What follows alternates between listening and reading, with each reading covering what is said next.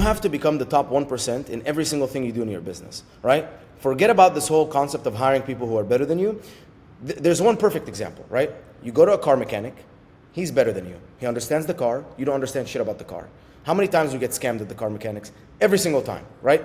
This is what's gonna happen to every single piece of your business. So you have to basically become a mechanic, as good as a mechanic in every single part of your business. Now, you don't need to be doing it, right? You just need to know it so well that you can hold everyone accountable. And I've learned this lesson again and again and again. So start there, right?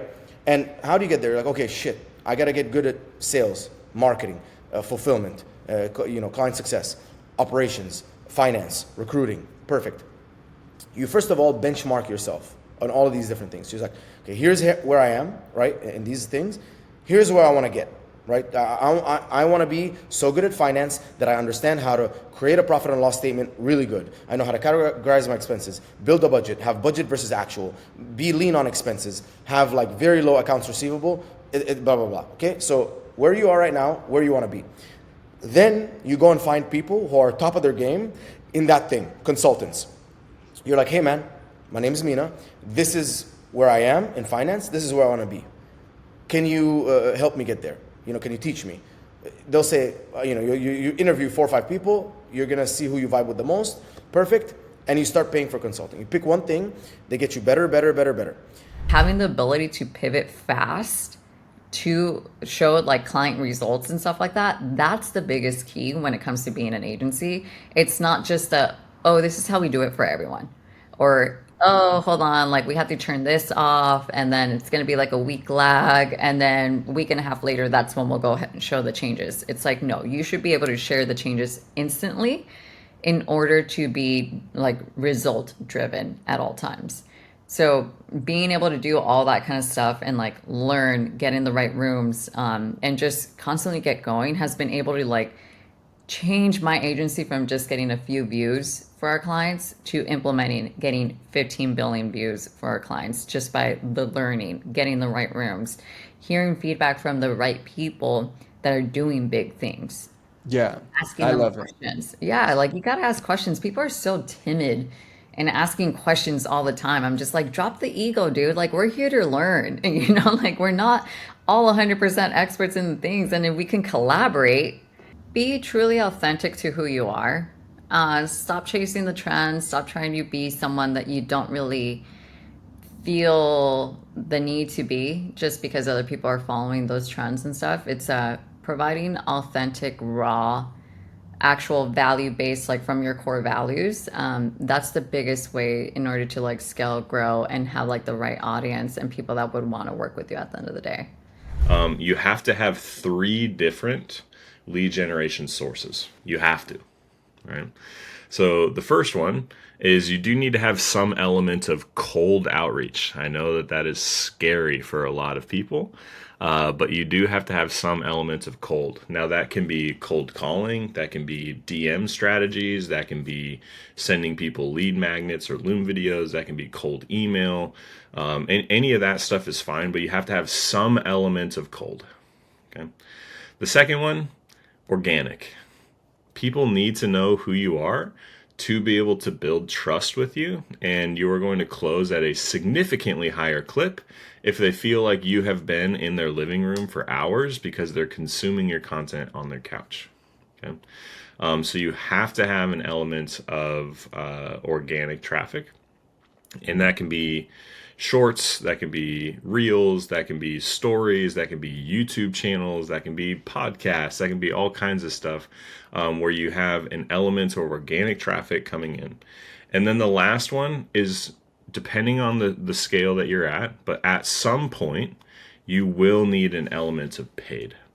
Now, the problem when people get paid to work is they forget about the other 2 and they stop doing them. So what I'll share with you is we're actually really militant about establishing our ICP because, I'll share pretty bluntly. When you go and play with the big boys, you go sit in the room with Jacuzzi and, well, I'm going to tell you, you don't get to go over to this question and hop to this question, hop to this question without them going, yeah, this guy's an idiot and we wasted our money. And what I'll tell you again is we're very structured. And so we break it down into a few different parent groups. And I'll share this I don't think anything revolutionary, but again, structure is very important. And then we can iterate off of the structure. But it's that we look at firmographics, demographics, psychographics. And actually, I can pull up because as I'm going down these, I went, oh, crud. What is it? Demographics, firmographics, psychographics. There's another one that I'm leaving out. Technographics, excuse me. And then the behavior patterns of this person. And so these are going to be we have these giant questionnaires. And inside of each of these, there's something like 20 to 30 different questions that fall under each of those parent categories. And so again, we want to look at, how many employees do they have? How much money are they making? What are the pains? How do they think? What are their behavior patterns? What tech do they use? How much money, all of this stuff. How many conferences do they attend, every year? And we try to define this person and really down to every data point that could exist around them. We try to build out that profile. And so, yeah, that would be kind of those parent groups, firmographics, technographics, demographics. I love it, dude. Yeah. I absolutely love you, dude. I absolutely love you. You're insane. What did that translate to in terms of your day-to-day, right? Like, you're like, don't be a slave to my own mood. Now, what does that mean that you had to do every day in order to crush it? So for me, I would do everything very late. Like I would I would submit my homework assignments like an hour before midnight or whatever it may be, or even a couple minutes before midnight, to be honest. But I realized that if I have my calendar structured in a way where I'm pretty much very OCD. Like if everything is structured, ABC, do this, do that, then I will succeed because then I will just do it in that allotted time. So in my calendar, I have spaces for lunch. I have space for gym. I have space for date night with my wife. I have space for client meetings, space for podcasts like this. So it's all organized in a way where I can just shut off my brain and go on autopilot. Because if in my autopilot mode, I can do the things that need to be done, then I'm good. In terms of what applies to agency owners and what they can take away from this podcast, what's one advice that you have for agency owners that are starting out? Spend all your profits on ads at the beginning. That's what's going to scale you faster. Call your leads right away and don't give up until they either tell you to F off or buy from you. Go super niche down in terms of your offer. So my offer is broad for everyone, but I know that my perfect clients are usually nurses, doctors, engineers, truck drivers, like people who are busy with work and have good income. So, and they have no time to start by themselves, and they just look in someone else who they can rely on.